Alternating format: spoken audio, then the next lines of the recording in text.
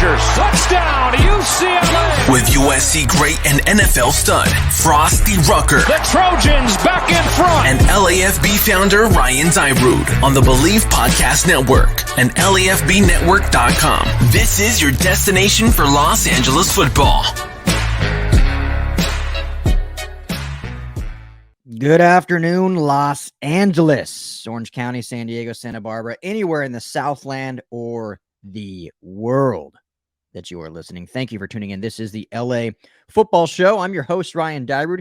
You can always find us on the LA Football Network, LAFBnetwork.com, the Believe Podcast Network, and every Friday at 5, right during drive time on AM the Mightier 1090. Hope everyone's had a great week thus far. It's getting chillier here in Los Angeles. Woke up today, had an interview at 6 a.m.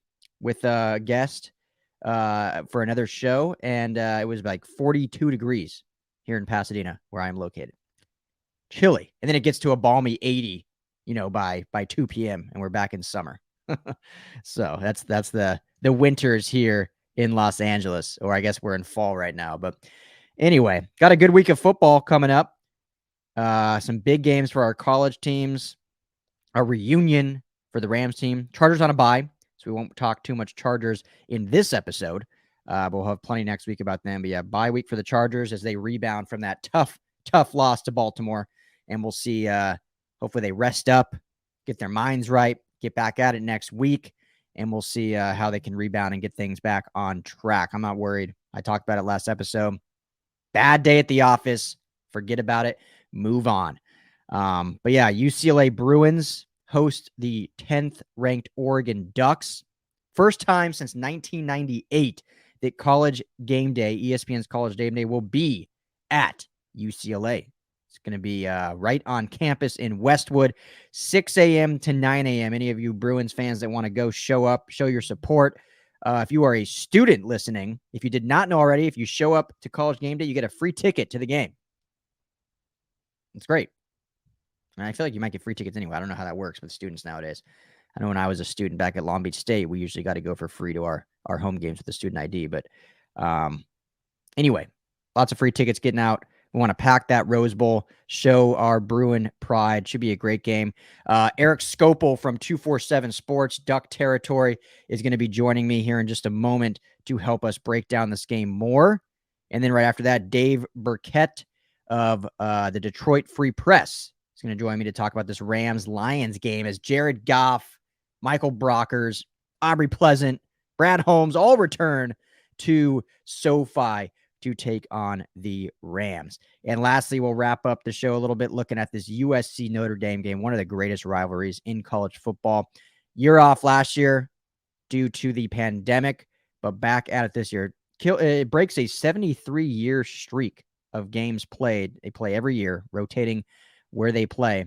And unfortunately, COVID killed that last year because Pac-12, decided no out-of-conference games. But they're back at it this year. And so it should be a good one. I know USC is struggling, but still a fun game, a great rivalry. So we'll talk a little bit about that at the end of the show. Before we get rolling, though, we're doing a really cool event with the LA Football Network that I want to tell you guys about. We are partnering with Golden Road Brewery, great brewery here in Los Angeles. They also have an Anaheim location. Lots of great beers, great atmosphere. We are partnering with them on 2 games, one Rams game, one Chargers game. We're going to be there live at the brewery doing a live show with special guests. And then after that, we are taking a party bus from the brewery to SoFi Stadium. So a great opportunity to come hang out with a bunch of fellow Rams or Chargers fans, watch a live show, drink some great beer, eat some great food, and then get on a party bus. And, it ends up our package is cheaper than what you'd pay for parking at SoFi or cheaper than an Uber. So why not come and hang out with all of us? If you're watching right now on YouTube, I am going to show you exactly how to get your tickets for this event because I think you're going to want to do it. We want you to be a part of it and help us just have a great time and a great time because we've been wanting to do this for quite some time. But unfortunately, last year with COVID, we couldn't really do anything in person. But now finally we can. So we want to hang out and get in the community and get with you all. So if you go to LAFBnetwork.com, go to the homepage and walk you through. Right in the tab up top, go to LAFB Locker Room. So if you're watching on YouTube right now, you can see this. If you're listening, you can go to our YouTube page, LAFB Network, and see exactly how to do this. So click on the LAFB Locker Room. You'll see the first two. There's our events, packages right there. There are two separate ones. November 7th, the Rams host the Titans on Sunday Night Football.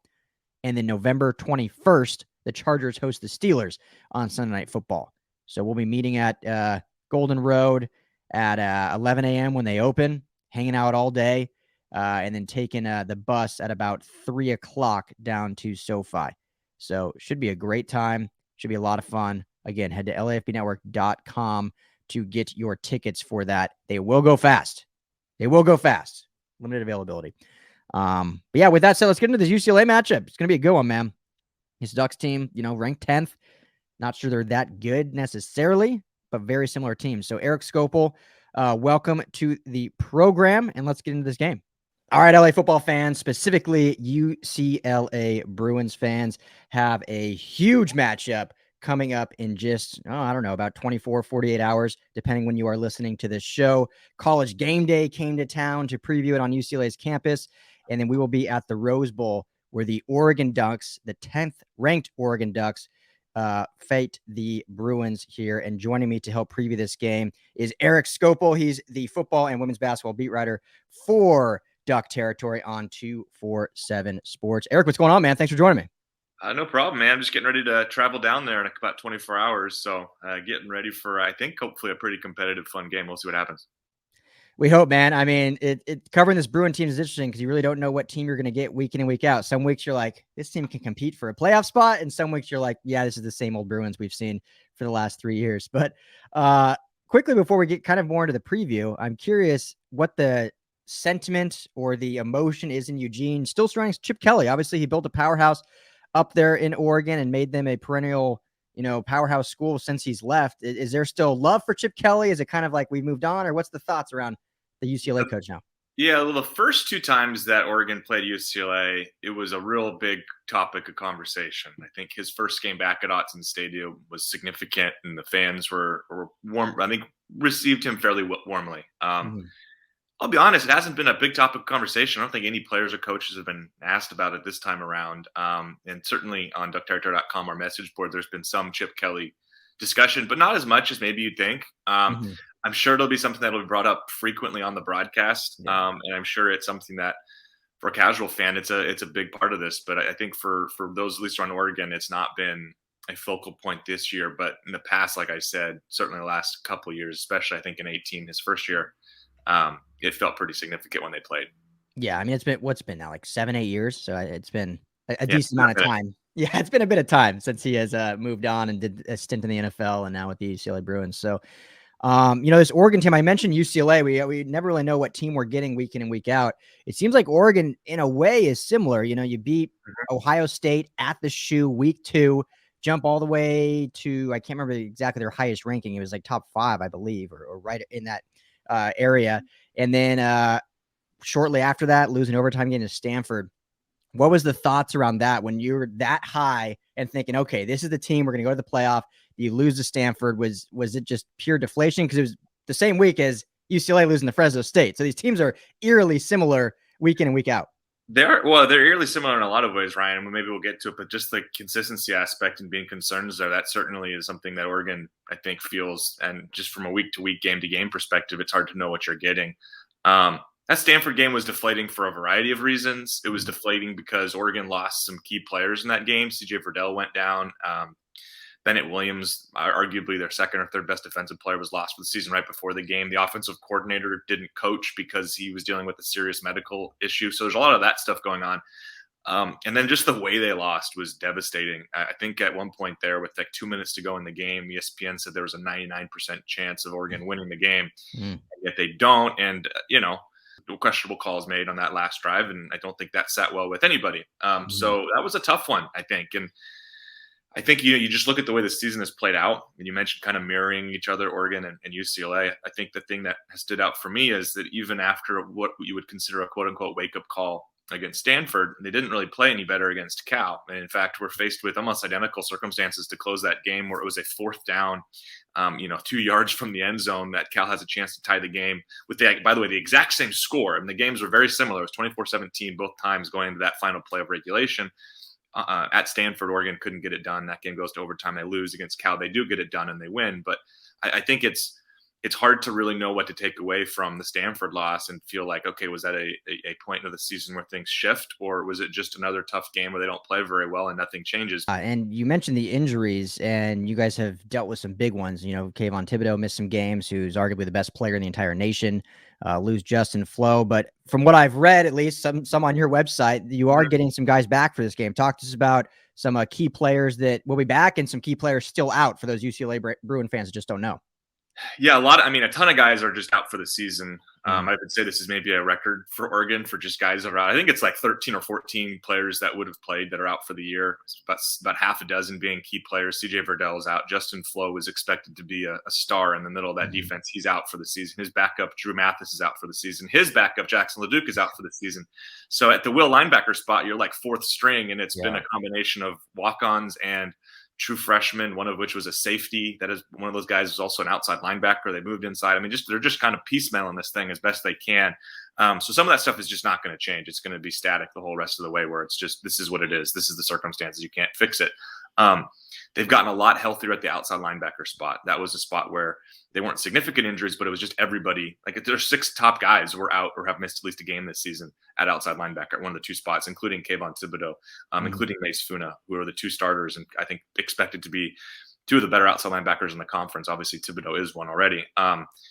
That part's gotten better. They're back to about full strength at that position. Braden Swinson was another key player. That's probably their second best pass rusher. He missed 3 games after Thibodeau went down. He filled in against Ohio State and was defensive lineman of the week, I believe. So they're getting healthier there. Offensively, the offensive line's been out without Alex Forsythe, who's their center, and arguably I wouldn't say he's their most talented, but he's been a key part there for them.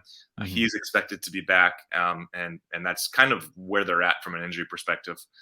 Right now. There's a bunch of other names I could get to who are out for the year, but those guys aren't available. And those have been, I guess, known for so long now that they kind of feel like they're not part of the team anymore, just because it's been weeks or months since they've been lost for the year. Yeah. It'll be interesting because UCLA, for the most part, has been fairly healthy this season. That's been one point of emphasis and a good positive for this team. And I think partially why they're 5-2 and having Chip Kelly's best year since coming to Westwood.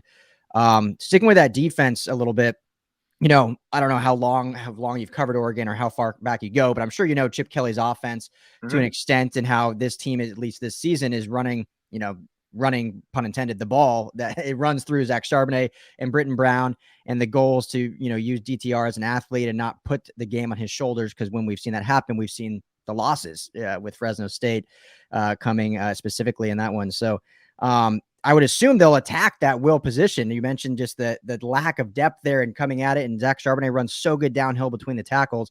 So how do you expect this Oregon defense to be able to slow it down and, not give up these 8-9 minute long drives and give their offense a chance? Yeah, that last part's been an issue for Oregon, is the extended drives this season have come too frequently and against, honestly, inferior competition of both Arizona and Stanford and Cal teams. I think Oregon has significant talent for deflating for this defense. And again, they're closer to full strength now than they've been all year. And they're not going to ever get there. That will spot continues to be a problem. And if you want to talk specifics there, it'll be interesting to see what they do from a personnel perspective, because Keith Brown is the best probably against the run, but he is really, really a liability in pass coverage. So, how confident are they that he can, if they go out and put him out there on 1st and 2nd down and UCLA decides to throw a pass play to Dulcich or something like that, take advantage of that matchup, that could be really problematic, because he's basically just doesn't get it done out there on those downs. And the issue is then if they go with the guy who's better in coverage, he's a converted safety who weighs about 210 pounds. So it'll be interesting, that chess match they're determining kind of what they want to do there. I think Oregon does have that interior defensive line is actually pretty good. Some talented players. There's some good size. I think that will be a matchup to watch, is how those players can match up against UCLA's offensive line. I think really for me, both on pass and rundowns, I'm curious to see, where does Kayvon Thibodeau line up? Because they move him around a lot. He's played, basically every position on the defensive line. He also stands as an edge rusher at times. him against Sean Ryan, I think, is huge, and I'll be really curious to see how that plays out. I felt actually really bad for Will Craig, the left tackle for Cal, because the second half of that game was like probably psychologically damaging for him. I'm not sure how he'll recover from that, because it was just 11 of 22 dropbacks he was beaten for what were basically sacks or could have been sacks. Yeah.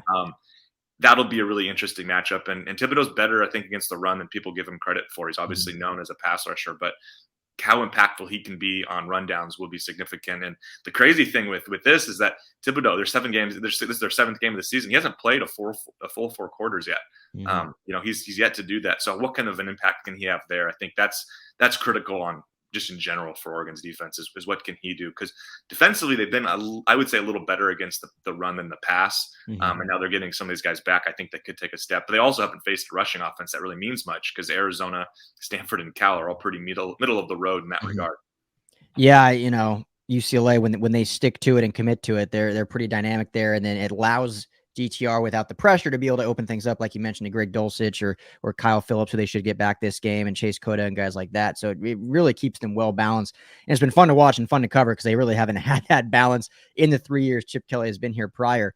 So it'll be interesting, but it is predicated on getting out to early leads for this UCLA offense so that they can really ride on that and not have to drop back and throw the ball a lot. So this Oregon offense, and, I see a quarterback like Anthony Thomas who reminds me athletically of DTR, very similar skill sets in my opinion. So talk to the UCLA fans about this Oregon offense and kind of how they run things. Is it similar to what we're seeing? You say, like I said, there's so many similarities between these teams. Yeah, no, there's another. I mean, I would say that they manufacture that, like how they do it is different in terms of just like schematically. I think what you'll see is a little bit different in terms of that. But like, yeah, this is a run first operation. This is an offense where Anthony Brown has at times been pretty successful throwing the ball, but other times have been really underwhelming. And I think they're kind of similar players. Like DTR is probably a better overall player. They have similar amount of experience. They both do a pretty good job this year, at least, of protecting the football, but I think lack the ability to throw the ball vertically, at least as effectively as you'd like. Oregon has, I think many thought coming into the season, the most talented wide receiver core in program history, and they just haven't been utilized. And that's been frustrating because the quarterback position just hasn't been better than subpar. So yeah, no, I think they're very similar in that regard. Losing Verdell was big because similar to UCLA with their Charbonnet and Brown combo, Oregon relied upon CJ Verdell and Travis Dye as kind of a 1-2 punch. Now the half of that component is gone. Dye was at his best in his career against Cal. He had over 220 all-purpose yards. That was really, really dynamic in that game. They will need to find other answers on the ground though, and that's where Anthony Brown can help with his legs because he's pretty effective as a runner. And where you hopefully see one of these 3 true freshmen who are kind of positioned now to fill in that Verdell role, or at least to help kind of offset some of the stuff for Dye. You hope one of those guys steps up, and we haven't really seen enough yet to know which one it'll be. Byron Cardwell, a kid from the LA area, was pretty effective in last week's game against Cal, but we'll see if he's kind of the guy going forward. And I say effective, he had 2 carries, so it's not like he had that much of a role.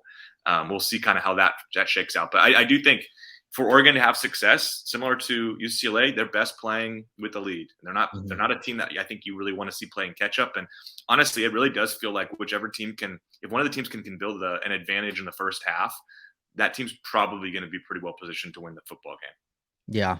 How has Oregon's like explosive plays been this year, or their big play ability, I should say? Because if you look at this UCLA defense, specifically the ASU game, where they ended up kind of getting blown out, and the score predicates like a dominant game, but in reality, ASU had like 5 explosive plays that all resulted in touchdowns. Outside of that, the defense was actually fairly well, but the way they run defense is, very schematically, it's exotic, and they do different plays, but they're going to blitz a lot. They're going to come at you. They're going to take risks and hope their man-on-man coverage holds up. So those big plays have nabbed them a lot. Does Oregon threaten that, or are they more a methodical offense that, like UCLA, just going to ground and pound down the way?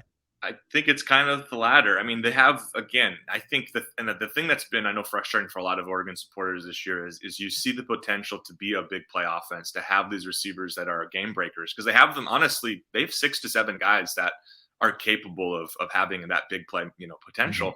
They just have had a really hard time manufacturing that. And I think, again, part of that is a passing offense with Anthony Brown, where he just doesn't seem comfortable or confident in himself to take the risks downfield.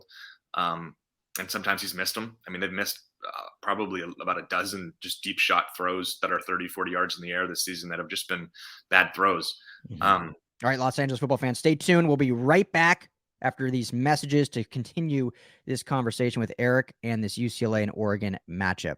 Can they start hitting those? I mean, if they can connect on some of those things, yeah. But what I have seen through 6 games is an offense that is capable of it, doesn't hit it very often, and primarily uses those long sustained drives. And honestly, a fair amount of their success offensively and their scoring drives, I wish I had the data in front of me, has come off of just stellar defensive play, whether it be turnovers or creating short fields because of forcing 3 and outs. So when Oregon hasn't been really, I don't think, asked to go the length of the field as much as you'd probably like to see them go, and when they have, it's been primarily 10, 12, 15-yard gains that are like the overarching impressive plays from a drive, as opposed to like a couple 40 or 50-yarders. Yeah, it's going to be a chess match for sure, which is always fun for us football heads. And I love Michael Pittman. I covered Michael Pittman, his brother at USC, covered both teams. So I was bummed when he went to Oregon, but he's just a special player, a good player. So Erik, got 2 more for you, and I'll get you out of here. First off, how do you see this game going? You got 10th ranked Oregon. UCLA, I believe, is, obviously not top 25. I think they're like 36 is where they fell. I think personally they should be a little higher than that, but I don't think those rankings really matter at this point. Should be a close matchup, well-fought chess match. How do you see it going? I think it's going to be really close. I've gone back and forth all week in terms of who wins. I'm going to play the homer card and pick Oregon in a really, really close game, a 1-score game. I think it was interesting seeing what happened with the line this week, where Oregon opens as a small favorite. Now UCLA is, and that happened pretty quickly. I think clearly there's people paying attention to what's happened in Oregon's last several football games, where they've been unable to put teams away. And you wonder about a team like UCLA, who is more talented, and their ability to maybe do that. And again, if I think this game is one where I think it'll be close, but I do feel like if either side leads by more than 2 scores ever at all in this game, that side will probably win fairly decisively. Like, I could see this being one where, well, crap, Oregon can't get anything going offensively. UCLA is running the ball down the field, and suddenly it's 17-3 midway through the second quarter, and it feels, I don't want to say over, but you're kind of questioning Oregon's ability to make a comeback.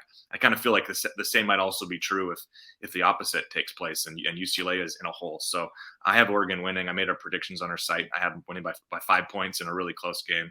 I think these teams are pretty evenly matched, and honestly, on a neutral site, I think this is basically a pick 'em. Yeah, no, I agree. It's going to be a great game, and I'm sure the Rose Bowl is going to be jumping, going to be popping, but there'll be a lot of Oregon fans. Oregon travels well, especially down here to Pasadena.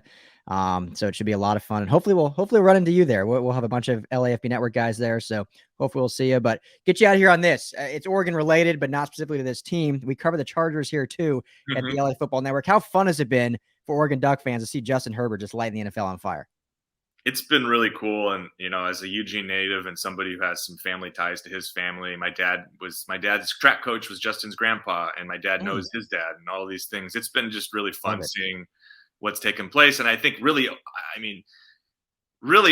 even for someone like myself, who has always thought Justin is really talented, really just overachieved. I don't think anybody anticipated this sort of a start to his career. And obviously a tough game with Baltimore last week, but boy, the way he's played this season, you kind of see the makings of something really special. And I think it's really cool that he's on the West Coast, and that allows fans to get in Eugene to watch all his games. There's you see a lot of Charger jerseys around here, which is never, like I said, I've been Eugene native. I've been here for over 30 years, never seen any Charger jerseys. And now you see them all over the place. And he really is a rock star up here. And that's something that's been kind of cool to see develop, because I think historically Oregon's success in the NFL has been up and down. They've had players that were drafted highly that haven't panned out.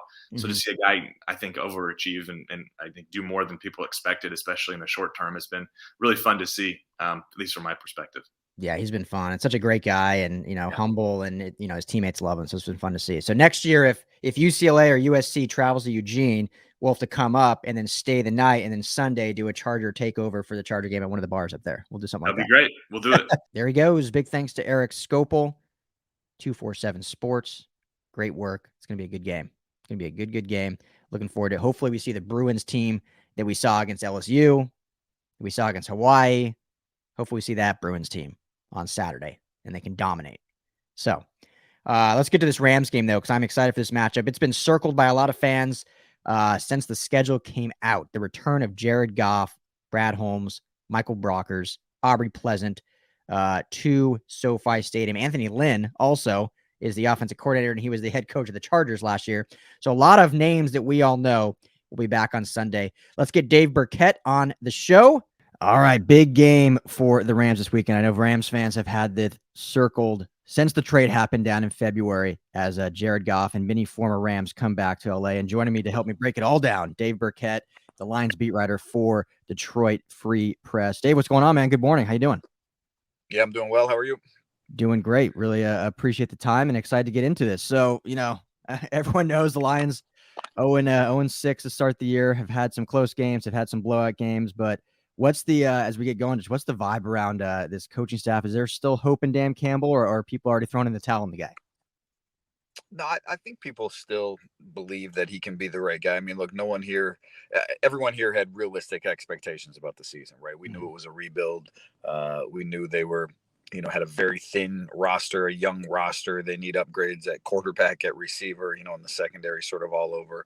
I don't know that anyone, would have thought 0-6 was in the cards, but I do think by and large that people understand the lot that this team is in right now, and they're willing to, give this new regime a free pass. They probably need to win some games. You can't go 0-17. I think that would sour a lot of people on it. But you look at who they've played so far and how some of those losses have happened. People are understanding of where they're at. Yeah, absolutely. Makes sense. And, when you look at this match, is particularly the fun polarized before we even get to Jared, the polarizing with these two coaches is you have, Sean McVay, who seems to be, in his answers a little more political. He kind of answers, gives you coaches speak, gives you the right thing to say. And Dan Campbell, which I kind of love, is just, off the cuff, says it from his heart.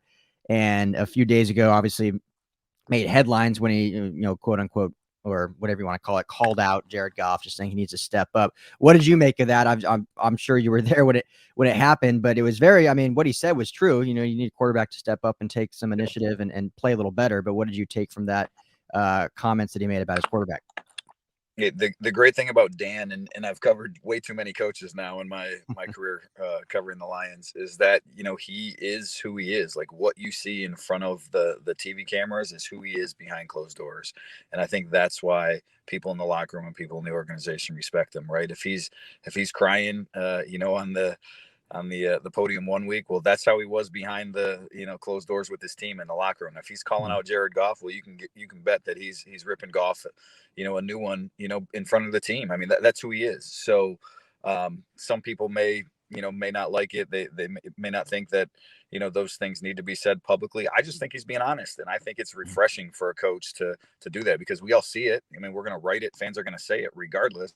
Jared Goff hasn't played very well, and in particular this last game, and they need more from their quarterback, like they do from a whole lot of positions. But it's I always used to say, when you a lot of times you get coaches who, there's an animal over there in the corner, right, and he's barking his head off, and the coach is like, no, it's a cat, it's not a dog. And you're like, come on, I mean, right? Like, I can see, I have my own two eyes, and Dan is just the one who's like, yep, that's a dog. He tells it like it is, and I think a lot of coaches could take a lesson from that. Yeah. How do players respond to that? I don't know if you've been able to see that, but if they've said stuff, do they enjoy it? Do they kind of shy away from it, or how do they seem to respond? Well, I think most, and look, we're not in the locker room this year, and there's so many new players. I can't, claim to have a great beat on, what this locker room is saying about it. I do know people in the organization in general, and from talking to people across the league, I've gotten, good feedback. But I will say players in general, by and large, the ones that I've covered, when a coach is honest with them, when he's up front, as long as he's not BSing them and saying one thing to the media and then saying something else behind closed doors, I think they appreciate that and they understand that. And guess what? It's not just Jared Goff that he's talking to when he says that. It's everybody else in the locker room too, and they know who's playing well and who's not, and who they need to get more from. So I've gotten positive feedback so far. Yeah, makes sense. And they have another coach in their staff who's former Los Angeles royalty, or I don't know if you want to say royalty, but also comes from this era with Anthony Lynn, former Chargers coach. And very, cool, calm, players coach who was beloved out here, but just didn't work out. How has he been running the offense? And, has that kind of run first mentality? And we see DeAndre Swift, we see Jamal Williams. Has that been able to, I know it hasn't translated to wins, but has his play calling taken some pressure off Goff, do you think? Or have they kind of abandoned what he's been able to do and been forced, because they fall behind early in games, and then forced to have Jared drop back and throw it a bunch, which doesn't usually a recipe for success for him? Yeah, no, they definitely want to run the ball a little bit more, be a little more balanced. And like you said, the game script has sort of taken them away from that. I mean, they haven't scored a touchdown in the first half in 4 straight weeks. So that sort of tells you the holes they've been playing out of. Frankly, I've been a little surprised, maybe in a good way by Anthony Lynn. I mean, just, because he was known as this, sort of run first guy, just some of the formations that he's used, lining TJ Hawkinson up in the backfield, the Lions tight end, or, doing some different motions that maybe I didn't necessarily expect until seeing them in training camp. So I think those have been a positive. Overall, the offense has been bad, though. And again, it's not all on Jared Goff. It's not all on Anthony Lynn, but they are certainly part of it, too. And so it's impossible to separate. I mean, the Lions, they probably have the worst receiving core in the NFL, and they're down their 2 best offensive linemen. So those are big contributing factors, but the offense needs to be better.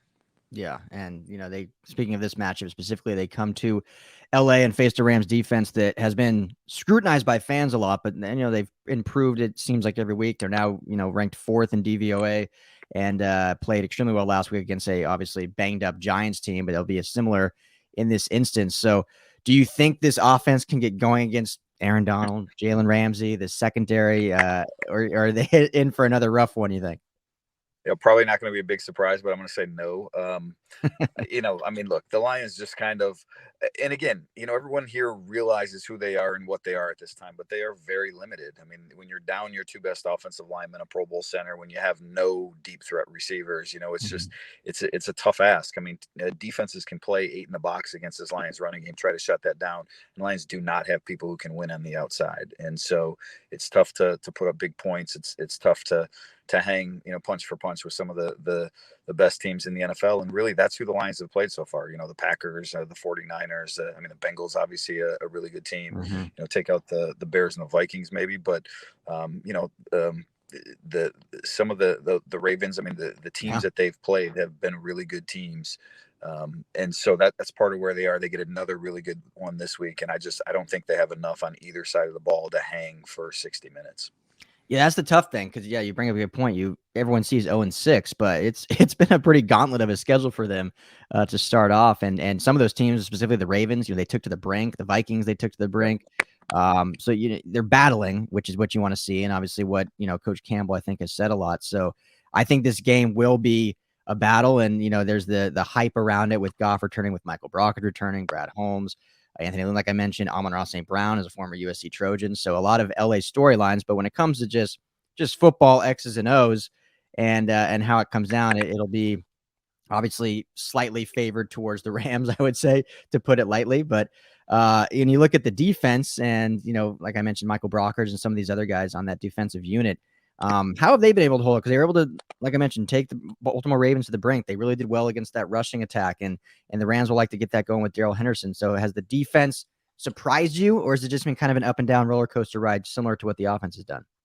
Yeah, similar, but I mean, it's weird. I asked this of Aaron Glenn, who I think is a really good coach or defensive coordinator yesterday, but it almost seems like they've overachieved in a little bit, and it's so tough to say that when you're 0-6, and you've had some of the struggles that they've had, but when you consider the personnel, I mean, the Lions were last in the NFL in defense last year, and they were, set franchise, records for most points allowed and most yards allowed. And so the place they were coming from was not a good spot. And then just like on offense, they've lost their best defensive player, Romeo Okwara. He was their top pass rusher, and they lost Jeff Okudah, one of their young cornerbacks for the season. And so they've been mixing and matching. I mean, they had the youngest secondary in the NFL to begin with. They lose Okudah, a second-year player. They lose his backup, a rookie. And now they've been playing, 2 undrafted rookies out of their 3 starters at cornerback. So that's a tough ask. And especially when you're playing a passing offense like they're going to face this week. So I think they've been better. I think they've done some good things. We have seen some growth from some of those young guys, but again, when you have to do it for 60 minutes, 65 defensive snaps, it's just, there are bound to be some breakdowns, and good quarterbacks and good teams find ways to exploit those. Yeah. Got to mention Matthew Stafford. You mentioned everyone with the Rams coming back, but now obviously you see Stafford, so you've covered him for a long time. In your experience, just what was it for Rams fans that are still new to him? And, it's only been 6 games and we've had the offseason, but what was it like covering Matthew Stafford and, the man he is and the quarterback and what he did in the community? And hopefully, I don't know if you guys in the beat out there will be able to see him or not, or talk to him personally, but what was it like covering Matthew? Yeah, no, we had one of our reporters went down early, and so he's been around the team the last couple of days. Look, no one here would say a bad word about Matthew. I mean, obviously he did great things in the community. I think people know that story. But, for Lions fans, he's the best quarterback that they've seen, that they've rooted for, since the 1950s. Frankly, I mean, Bobby Lane in the 50s when the Lions were winning championships was the last great Lions quarterback, and Stafford is the best since then. And so it was, trading him was tough for some fans. I think it was the right thing to do, where he was at in his career, where the Lions were at in their rebuild. There just was no point of sort of treading water. He needed this to sort of rejuvenate him. And I think the Lions needed to start anew. And so there's a lot of people that are rooting for him out here. Not this week, obviously, and maybe not with the draft positioning that comes into the equation for the Lions pick. But I do think people are genuinely happy that Matthew is enjoying some success. Have to see if he can keep it up. I mean, he's the last couple of seasons he's been injured at the end of seasons, and that's really contributed to his play and the Lions' downfall. So make sure he stays healthy out there, and then I think a lot of people are anxious to see what he can do in the playoffs. Absolutely. That's going to be the huge storyline. It's been the huge storyline since the trade was, it was an upgrade, but what can he do down the stretch? But I know Rams fans are certainly falling in love with him early and love what he brings and just the tenacity, the leadership, the coaching mentality on the field. So that'll be fun. So last two for you, Dave. Really appreciate you taking the time. Then we'll get you out of here. But, this is probably an unfair question because it's only 6 weeks in, but looking specifically at Jared Goff, do you think he is the future of this Lions franchise, or is he more of I don't want to say Band-Aid, but more of a guy that they're going to have for a little while, but they're still going to look for the draft for the future? Is he a guy you think they really want to build around? I think he's a caretaker for the position until they find someone. Probably, sooner rather than later. We'll see where they end up picking in this year's draft. They'll have an opportunity if they want, I would assume, to go get one. Look, I guess I thought that coming into this, it's sort of, Jared was watching them on the field. There's a clear difference between Matthew Stafford and Jared Goff. I think we all see that. But beyond that, just the economics of it, where Jared's contract is, where the Lions are in their rebuild, it makes sense for the Lions to start anew, unless they have one of those, superstar type quarterbacks somehow falls in their lap. And I don't think Jared is that. I think Jared is, maybe he gets, he catches a little bit too much flack for his play. There's certainly worse quarterback situations in the NFL, but I don't see Jared being able to lead this organization to championships. And I think because they've had such a long drought here, that's what they're looking for, and that's what they'll set out to find either this year or next. Yeah, and you've mentioned it, unfortunately with Jared, who I think can play quarterback in this league, but he does need pieces around it. And you mentioned the receiving core is not very good. The injuries on the offensive line, they've had to abandon the run early from getting down. So he's a quarterback that can play well, but he needs some facets around him. Unfortunately, in a rebuild, you don't really have that. So, we'll see what he's able to do. But Dave, really appreciate taking the time. I know you're a busy guy and, do great work at the Free Press. So keep that up, and hopefully you can enjoy this game. Should be fun. A lot of storylines, but if I'm being honest, I think the Rams come out on top. You think the Lions have a shot at all, or you think it's close? Or I haven't put my prediction on paper yet, but I probably will pick the Rams by 2 or 3 touchdowns if I'm being honest. I'm looking forward to the weather though. Should be good out in LA to get out there for. There you go. I know it's early right now. It's in the 40s, so it feels like Detroit weather out here in LA right now. But we'll get up to high 70s later today. So, but Dave, safe travels. Really appreciate you, and hopefully we'll be in touch soon. But enjoy the game. All right. You got it. We'll talk to you again. Big thanks to Dave, busy guy. Very grateful he's willing to jump on and chat about this game. But let me know what you guys are thinking, Rams fans. For those out there listening, how are we feeling? I think, team to team, it should be a dominant win for the Rams again, facing an 0-6 team. But as we mentioned in that conversation, this Detroit team, they plays hard. They play with a lot of heart, and they haven't come up in the win category, but they've played some close games. They just ran out of gas. They're obviously in rebuild mode, so the talent just isn't all there. They're stockpiling draft picks. They're changing the culture. It's a work in progress, but they're a team that, wants to play spoiler. Every game they're going to play, that's their role, is to play spoiler and just get better and better. And with Jared returning to LA, he's going to want to showcase what he can do, obviously. But this Rams team is a much better football team. So it shouldn't be much of an issue for them to get the job done. And I do like the Rams winning by, 2 scores at least. 2 scores at least for them in this one. Yeah, let's wrap up the show, though, with a little USC talk. I know it's a disappointing year. 3-3. Clay Helton fired after week 2. The horrible loss to Stanford. Dante Williams given an unfair task of trying to turn this thing around mid-season. They've looked good in some games.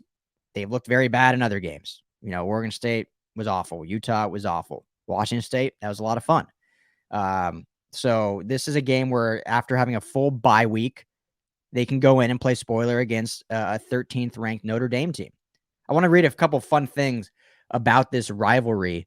It dates all the way back to 1926 was the first meeting.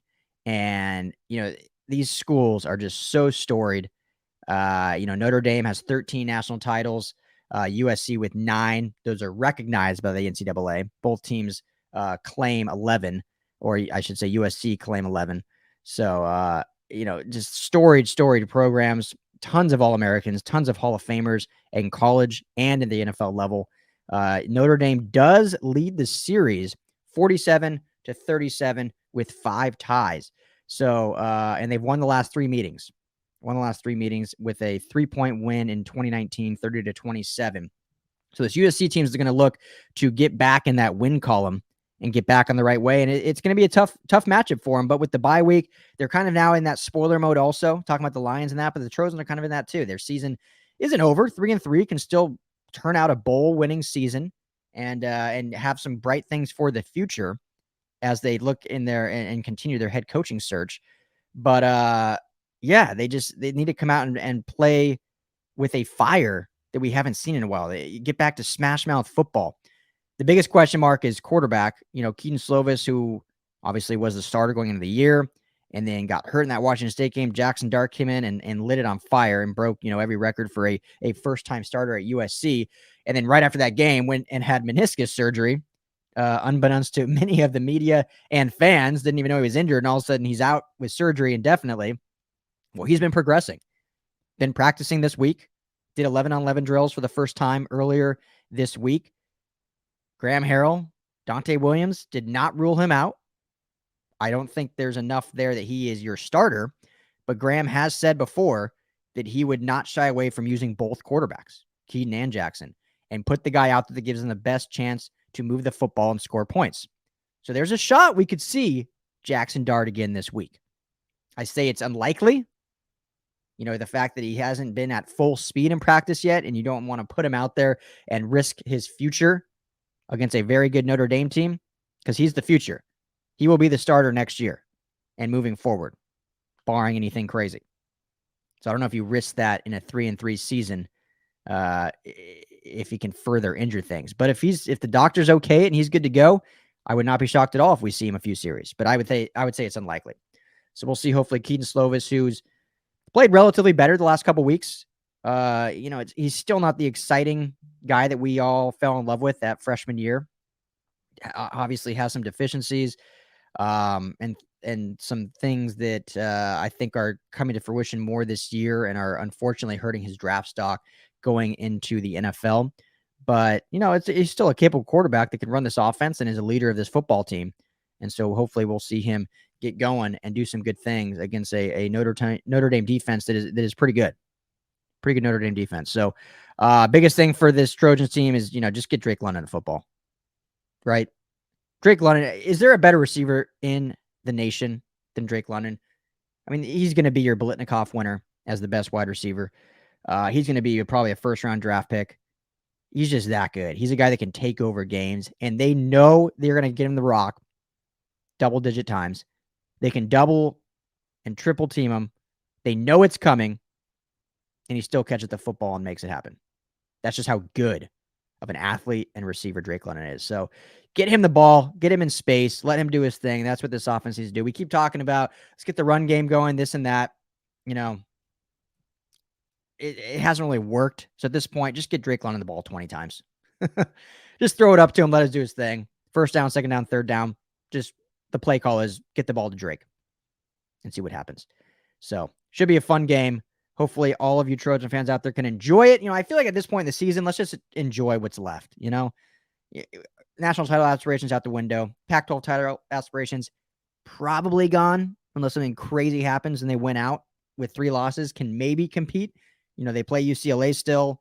UCLA if they beat Oregon, but then lose and then beats Utah, and then USC beats UCLA. Like, things can get interesting, but I wouldn't bank on that. So I would assume at this point, let's just enjoy. Let's get to a bowl game and then get excited about this coaching search, about who's going to lead this Trojans team moving forward.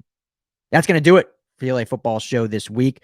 Really appreciate it, as always, all you guys tuning in. It means the world to me. This has been so much fun growing this thing. Make sure to check out LAFBnetwork.com for all of our content, all of our articles, all of our podcasts as we cover every single team here in Los Angeles, every single football team here in Los Angeles, and have a lot of fun things cooking.